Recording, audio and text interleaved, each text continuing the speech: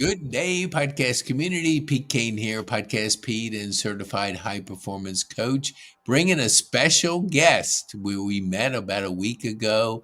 I love what she had to say, and I wanted her to come on the show and really get a chance for our community to get to know Star.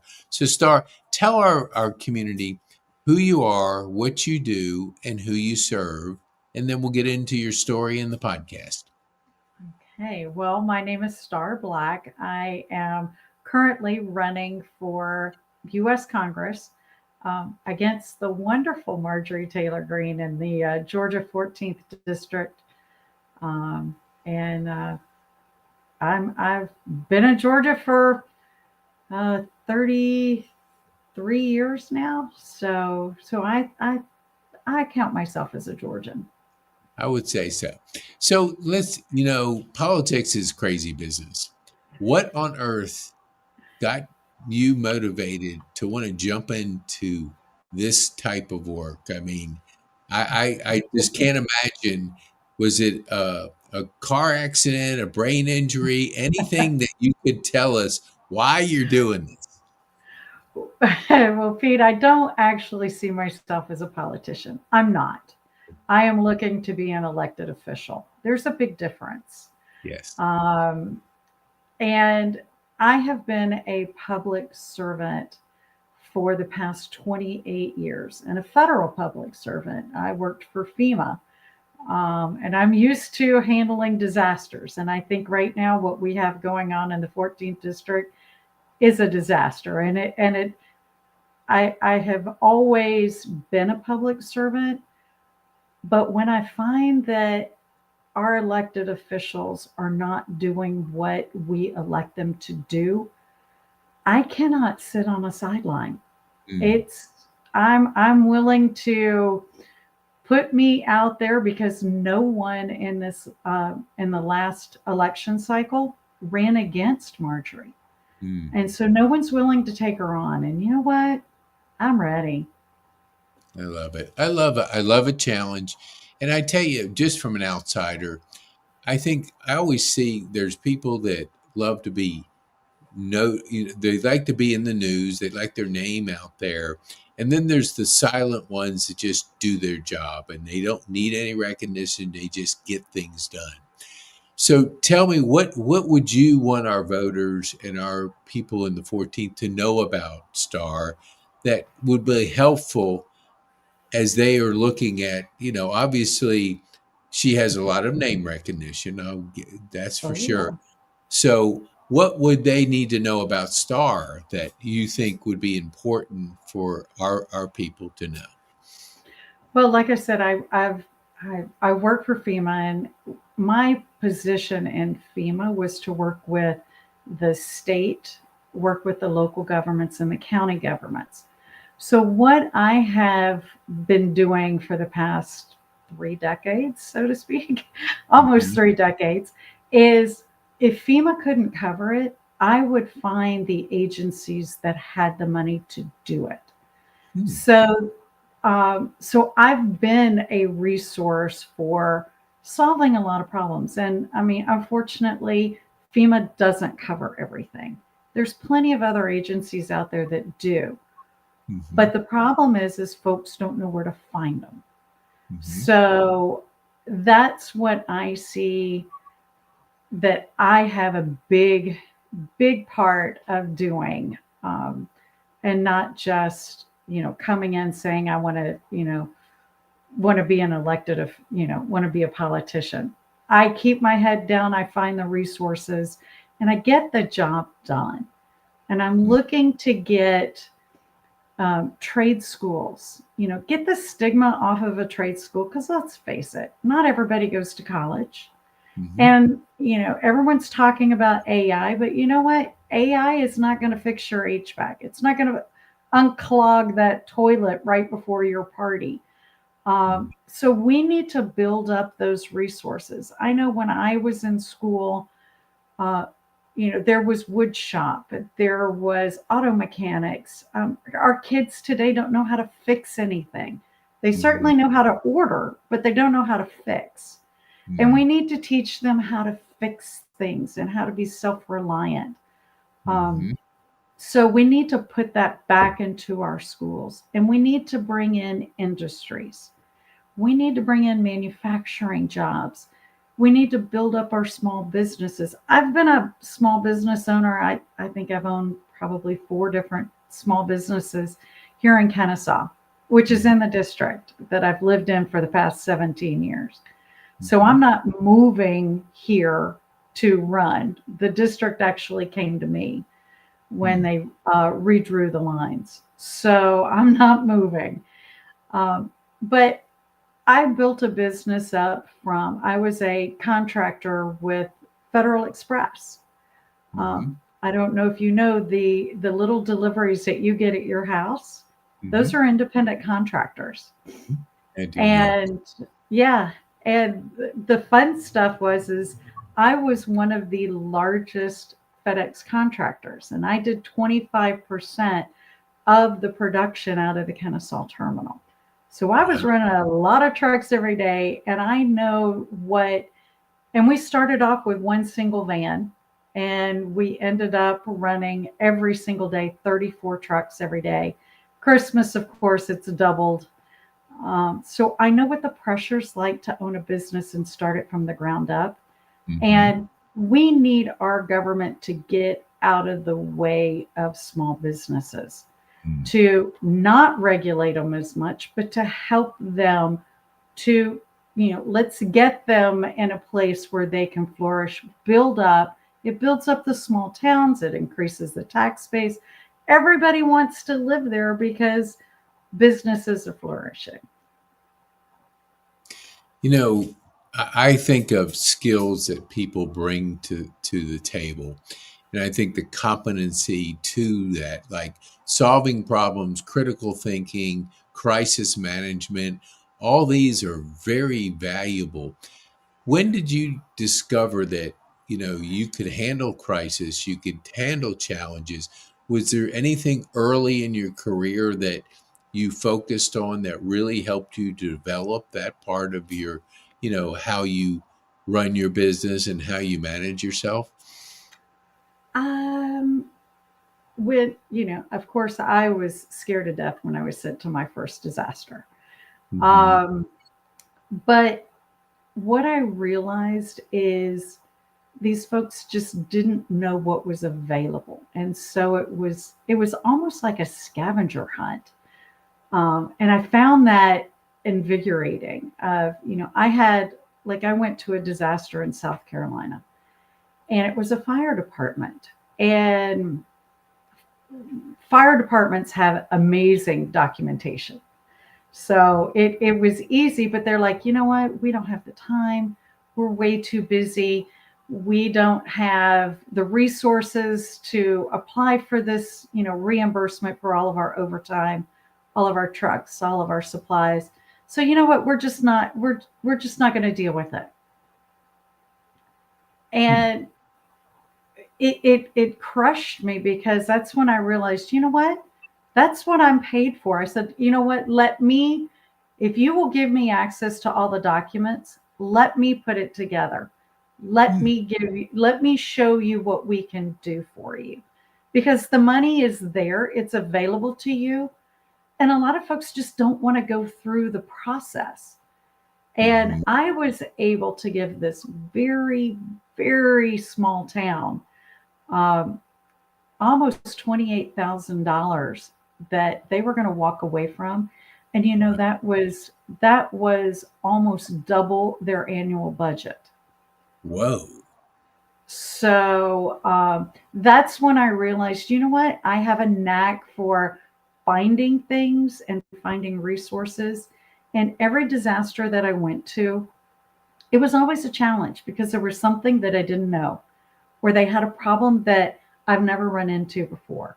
And so it was I love personal challenges Hmm. of what can I do to solve this problem or find other people who have the resources who can solve it. Hmm. So that's the one thing I truly, truly loved is to be able to go in and in a chaotic situation and bring logic to it.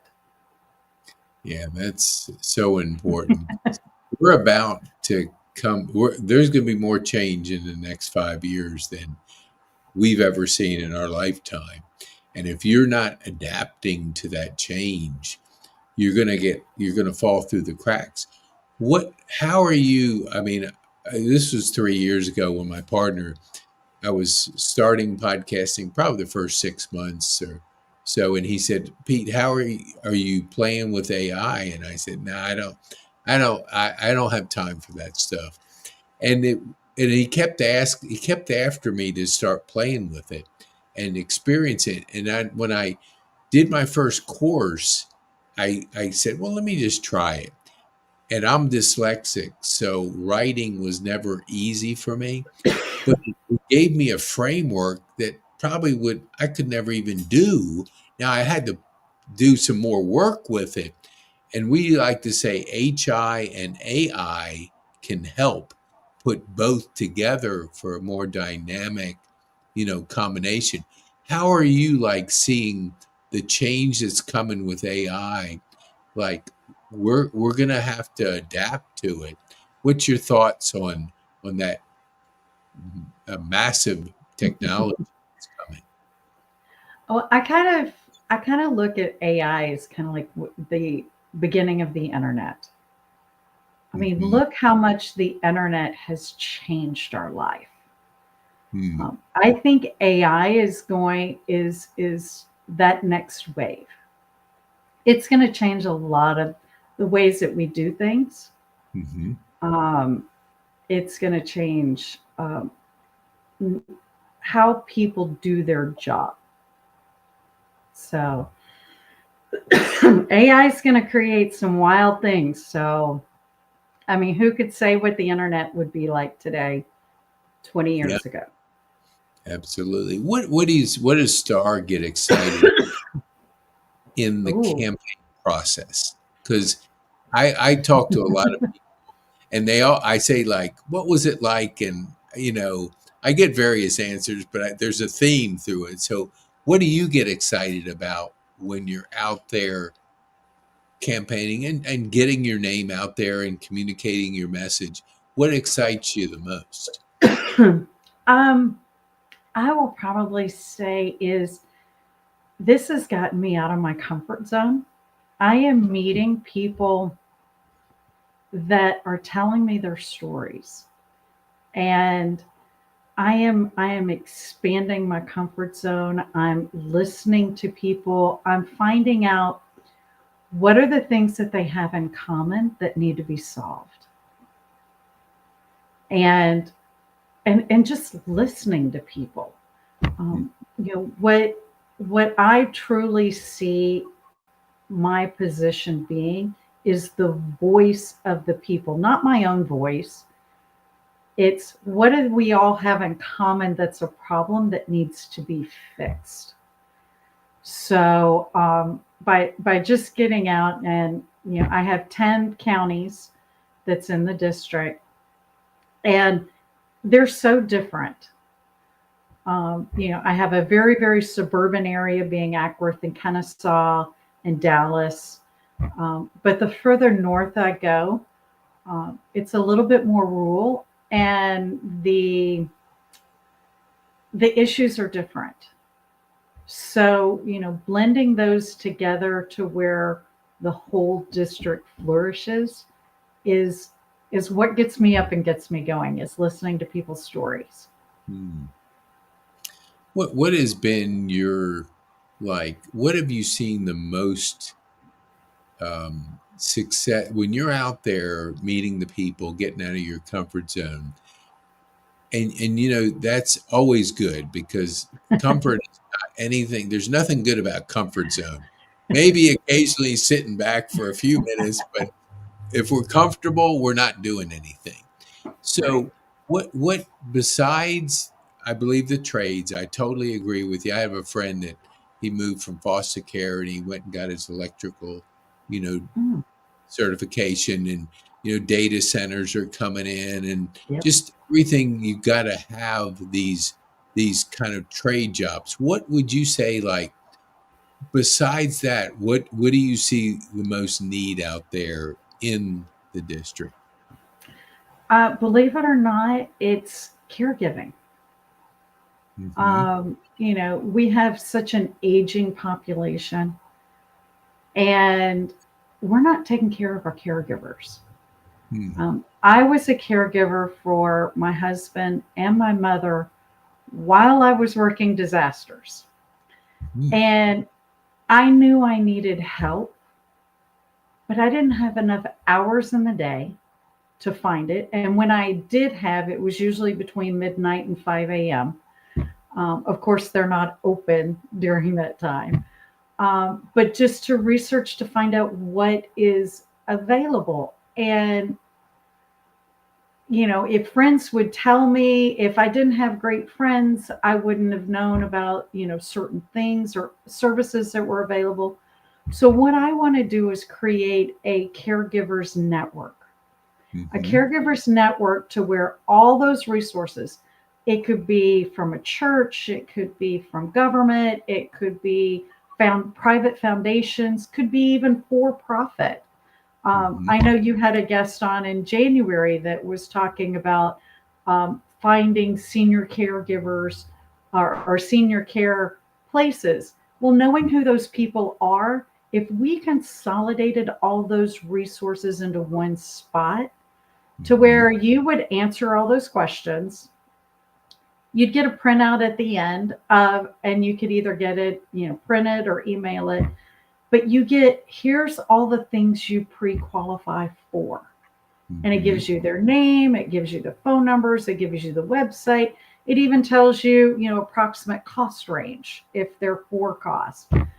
But it Hmm. gives you a place to start because realistically, you're either going to be a caregiver or need a caregiver. Yes. Um, and I'm No. finding most people either are one or need one or know somebody who is one. Mhm. And, the stress level of a caregiver, um, if we could take some of that stress off of them, they would be a better employee. So Mhm. therefore, businesses would flourish. It has a ripple effect. They would be a better family member. Um, there's so many things that it ripples through. But that is something that is highly overlooked. Is Mhm. is the caregivers? Folks give. I looked at AARP. Mhm. AARP was showing that a caregiver gives out of pocket over $7,000 a year out of their own money to cover things. Now, Mm. Pete, what could you do with an extra $7,000 if you could find some resources that were available to you? Yes. Oh, and it's so important because that makes a significant difference. And I think I don't know if you said it or had another guess. We don't know what we don't know, Right. and you know, I'm a firm believer. I call people. I'm the person who's like, who do you know that can do this? And it's amazing when you talk to people and ask them they may not know it, but then they know somebody else that knows it. So it's getting, that information flowing because I believe too, just like you said, that there's an aging population, no doubt. And Hmm. some of them are tech savvy, some of them are not. So how you deliver that information is important because Hmm. I lived in Overture and the average age was over 80. So I got a chance to see senior living and they there was people 92, 94 because they get in and they stay there. They don't want to move. They like Right. it. They're comfortable. They meet their friends. They make their connections. But finding those resources, there was a number of them that still got papers, and they Hmm. would go there's this one gentleman, the first thing he did was go to his paper because he wanted that information. He Yep. enjoyed getting information. So how do you like there's information overload. How do you manage all the information that's coming at us and still stay? saying? Um, I look beyond the headlines. Yeah, Okay. it's there's always a story behind the headlines, and unfortunately we've gotten into everything being so instant, and we only read the headlines and that's it. I mean, I know I get headlines every single day from our celebrity congresswoman, um, but there's no action behind it. And it's like, it's one thing to call it out, but it's another thing to find out, how am I going to solve it? Hmm. So um, I look beyond it and say, okay, what's the headline and what's the real problem? And if Hmm. you can identify the root of the problem, then you can solve all the symptoms.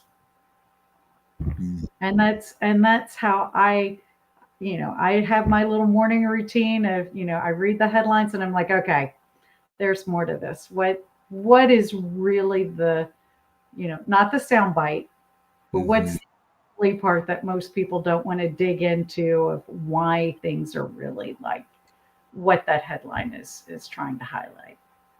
I So, love that. That we call it that important critical thinking is like we're so we've moved into consumption. We're consuming the average mhm, American 4 hours of TV, up to 2 hours of social media scrolling. We're TikToking and we're just spending mindless, passive stuff. But we're born to create. So, mhm. that critical thinking helps us to create. How do you what do you like to create? Like you talked about your morning routine. Tell our viewers, what does that look like? Oh, my morning routine. Well, of course, I get all my Google alerts. I have to see what my current elected official is, or should I say, my politician is doing, Mhm. um, and researching what the real issues are, and that usually takes me a little while. Of course, I do my typical news scrolling, find the headlines, and a lot of them are consistent. So it's usually the same sound bites on multiple um, different venues, whether it be the New York Times, whether it be Wall Street Journal, whether it be any of the news channels.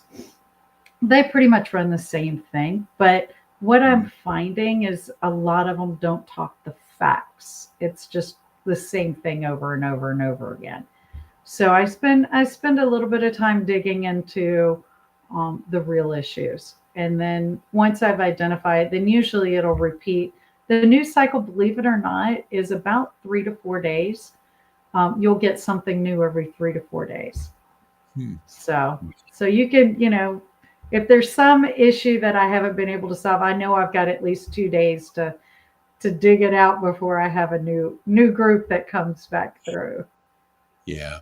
Where, the news is, you're catching eyeballs and usually you have to, the negative is always more than positive. How do you balance, that kind of information that you're getting? What do you do to kind of keep yourself growing in other areas that, because if we watch the news all day long, we'll probably be in a insane asylum because it's all sensation. It's all I don't watch the news that much for that reason, for my mental health. But how do you kind of balance it out with other things that'll help you get, stay grounded and grow in a better way? Well, of course, I also have, a very strong faith. Hmm. So, I do turn to that for a lot of answers, Hmm. because history does repeat itself. I get out and I talk to people. I see what is, I take my dog for a walk. I adopted a dog about a year ago, August. He was Hmm. their longest shelter dog. So he adopted me actually. So he's a mix of a cane corso and a Great Dane. So he's pretty big guy. Um, So him and I take some pretty good long walks, and I listen to absolutely nothing. Hmm. I find, just we don't stop. And taking my dog on a long walk allows me to hear things around me. I don't have my ear pods in. I don't have any music playing. It's just me and nature taking a breath. And and and we need to have those reset moments. So, I even have programmed on my phone, the gong like you hear for meditation. mhm. At 10 o'clock, my gong goes off and it reminds me to stop and breathe. Hmm. And it allows me to reset. So I take a lot of moments to myself, Yeah. um, and having a good core structure of friends around you to, I make sure that I schedule personal time, Yeah. and it allows me to turn things off. Yeah, I was I had two hernia surgeries, and that was in an office where the population was a little older because I always would hear, "Oh, our younger people are always on their phones," and I'm in this waiting room, and I counted them. There was 18 people, 16 of them, and these were people who had to be over 70, maybe 65. They were all glued to their phones, and it was and if we don't take a break, like you said, to think, to just be out in nature and give yourself a break to just kind of unwind and reset, we fall into, I mean, that phone will just, it'll just pull you in because it it's addicting. People just, their first thing they do is go to the phone instead of walking the dog, instead of going out and enjoying mother nature and thinking, just thinking, just having your own thoughts. What would you say? Do you do any journaling to help with that thinking process?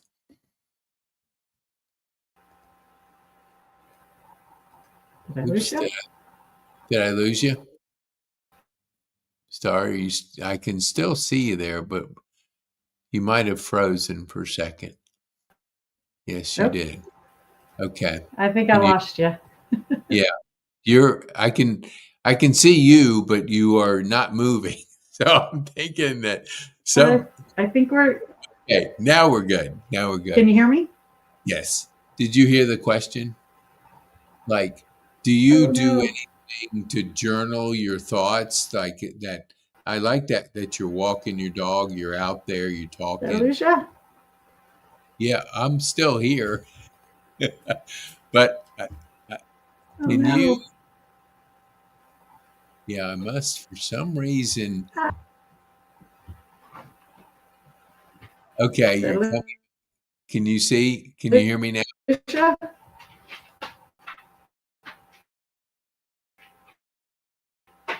Yeah, for some reason we're having some There we audio. go. Are you still there? Yes. Oh yeah, I'm here. Can you hear Can you me? see? Okay. Sorry about that. Oh, that's all right. It must be, I'm thinking it's Russian hackers that are trying to stop your momentum in this race. And I think that can you are you okay? Can you see, can you hear me now? Oh no. We're Uh, running there we into go. some, I think we're back. oh good. I'm thinking either the Chinese or the Russian hackers are trying to prevent you from getting your message out in the marketplace. You never know. I, You never know. did you hear my question? My question was about really just, do you journal, get your thoughts out on any? Is there any thought? Do you do any of that to help that kind of that self awareness that you described? Absolutely. I have journaled since I was in high school. So I Really? have, yeah. I took a creative writing class in high school and I Mm, realized that I could sit and write anything that I'm thinking, and nobody's going to judge me on it, and no one's going to call me on it. But it allowed me to put it in a place, and if I needed to pick it back up, I could. But I left it in the journal. Hmm. So it was my, back when I was growing up, nobody went to therapy. Mm-hmm. So the journals became my personal therapy, and it has for forever. When my husband was going through colon cancer, I had friends that they just didn't understand what I was going through. And instead of me spending the hours to explain it, which exhausted me even more, my journal understood absolutely everything. And Hmm. it gave me such an outlet to just, and there's been days that I wanted to go back and read it. And then there's days I didn't even want to touch it again, Mm-hmm. and go back and visit that topic. It's down, it's in there, and if I want it, I can get it. But it truly has given me a lot of sanity. Wow, I love that you said that. I never journaled before my stroke, and I have completed over 16 journals full. I don't go back and read them necessarily. Mm-mm. Probably 95% I don't. But I release, it set me free really to Mm-hmm. to kind of get thoughts, because we have 12 to 16 thoughts that go through our head. And if we don't have a way to express them, and journaling's the best way, because Mm-hmm. your brain actually gets wired by you writing things out. It's magical, the pen to the paper, what it does. And I think I'm curious, because I always ask, because I discovered this by accident. And all my default, I just perfect silence for most of the day, but I'm journaling when I go out on the porch and or anywhere.